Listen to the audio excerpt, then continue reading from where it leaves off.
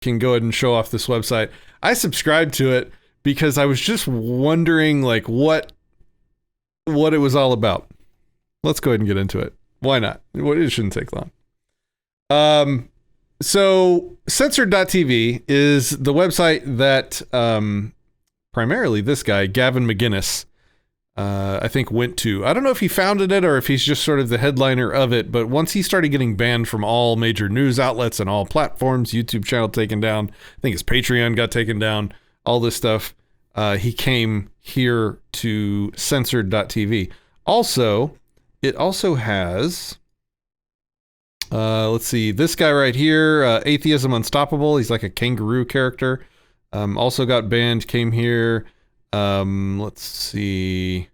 Milo Yiannopoulos is also here, so he does a bunch of shows. And then, of course, where is it? Soph. You guys remember Soph, who got deleted from YouTube when she did a video on Muslims, I believe. So they're all here. And, you know, for $10 a month, I figured the curiosity killed my cat. And so I signed up just to see what they were doing over here in their sort of free speech corner of the internet. I had pretty low expectations, actually. And I think, for the most part, those low expectations were met. But there is some real gems in here. So I wanted to kind of go through maybe one by one some of the shows that they have on here to kind of show you the good, the bad, and the ugly of what you would get if you chose to subscribe here. So the first show that we'll go into is called Get Off My Lawn, and I think this is Gavin McInnes's primary talk show. He publishes quite frequently, looks like at least once or twice, 3 times a week. So if you were ever following Gavin McInnes, you can catch all of his shows. He's still live, he's still going. I have no idea what the view counts are here, what the subscribe counts are on this website, but he's still very much going on. Then there is Friday Nights All Right. This is a Milo Yiannopoulos show where he does interviews, publishes 3-4 times a month. I watched a couple of them. It was I would not pay for them. Then there's the Copper Cab show.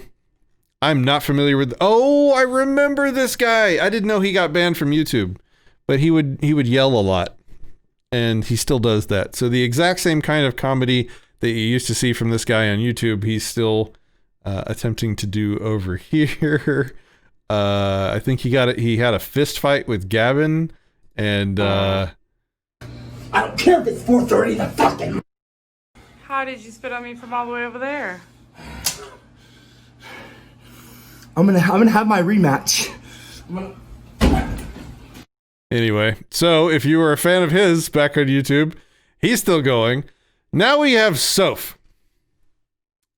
Now, I was a subscriber to Soph back when she was on YouTube, just because you never heard anyone talk quite like her. It's just a little kid, got to be super high IQ for at least for her age. She's making content way above her age range.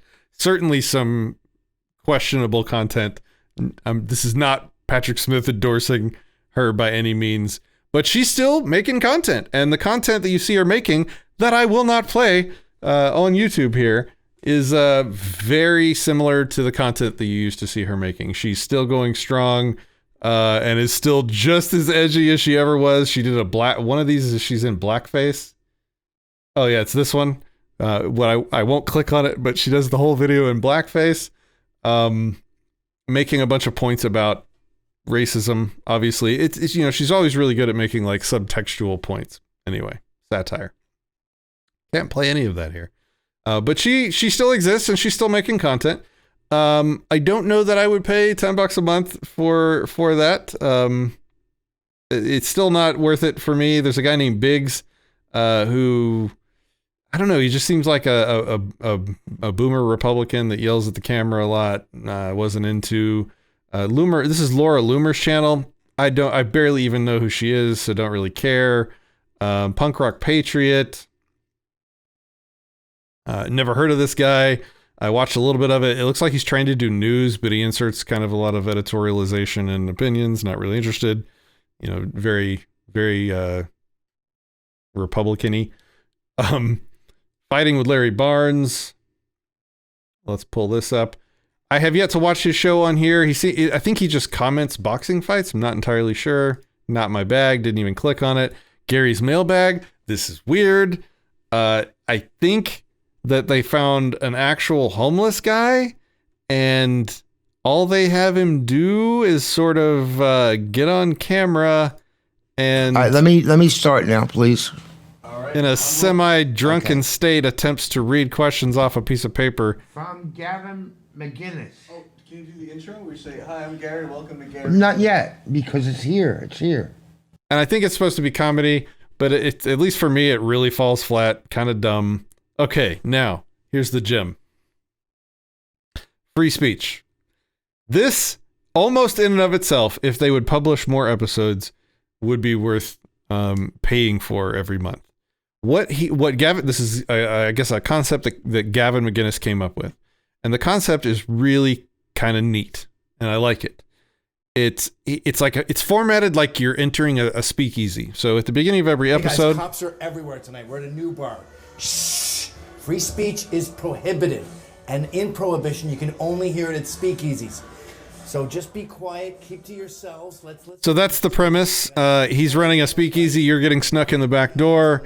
Quietly listen to them, but the second you hear And it's kind of in like a future dystopia that's almost now where free speech has been completely banned, dissenting opinions are banned.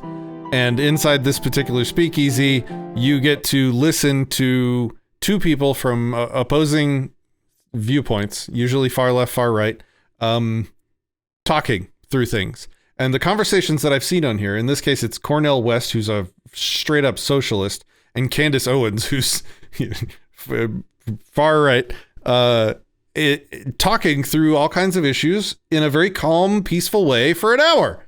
This is great. Like, this is what the world needs more of. Just more discourse and debate with differing opinions so that we can sort of see both sides represent themselves and find truth for ourselves. So this is really cool. There's lots of interesting ones in here. And like I said, I wish they would do more. Dinesh D'Souza and Michael Schumer talking about God. So Michael Schumer is editor, I think, of the Skeptic magazine, which is an atheist magazine. Dinesh D'Souza obviously is a believer who's very good in a debate. So that was a great conversation. Ann Coulter and Gina Belafonte. That was another interesting one. So anyway, so that's the whole show. And I wish there were a lot more of them, but that's really good stuff that you'll never see on YouTube. Really interesting. That's called Free Speech. That's the name of the show. Yeah, it's a really cool idea. I loved it. Like, I want to do this. And the whole speakeasy feel just, makes it seem very plausible, actually, right now. Censored TV. This appears to be kind of the primary show of the platform. This is mainly done by Gavin. It's more like a current events news type thing. Oops, there we go. Off the record. This is like a vlog from Gavin, and it's a bunch of episodes of him talking about records. Total waste of time as far as I'm concerned. Here is an interview show by Milo Yiannopoulos, somebody else that got deplatformed completely. This is primarily him interviewing all kinds of different people. He's producing content pretty actively. It's not my thing, really. Although I might watch this one. It looks like Soph is on. Yes. So I'm gonna open this up right now to watch later. That's gonna be Milo talking with somebody else and Soph. Yeah. So meh. Let's see. CRTV Archives is just the CRTV show that Gavin used to do, archived. Man Up. This is it was like uninteresting to me. It was like right-leaning politics. Beef Squad, this is another, well, I mean, kind of hard to want to click further into it, but it's like a couple boomers, whatever. Atheism Unstoppable. I never followed or watched this channel much when it was still available on the major platforms. He seems to make some he seems to go for spicy takes, like in this one early on in this episode, woman who was raped once wore a really short skirt. I mean, it basically opens with porn, and is him, I guess, trying to make a case that, you know, if your skirt is short enough that you are asking for rape. It's just a really bad take. So that was kind of the first and last thing I watched from this channel. Pretty crap, pretty terrible. The Wayne Dupree show. This is the last one. I have not yet watched this one. So I just wanted to share that with you guys. It's $10 a month. It's really a mixed bag. I think it's really, like, I would probably, I don't know. I might pay $5 a month just to get access to future free speech episodes and maybe just to see Soph's insane content.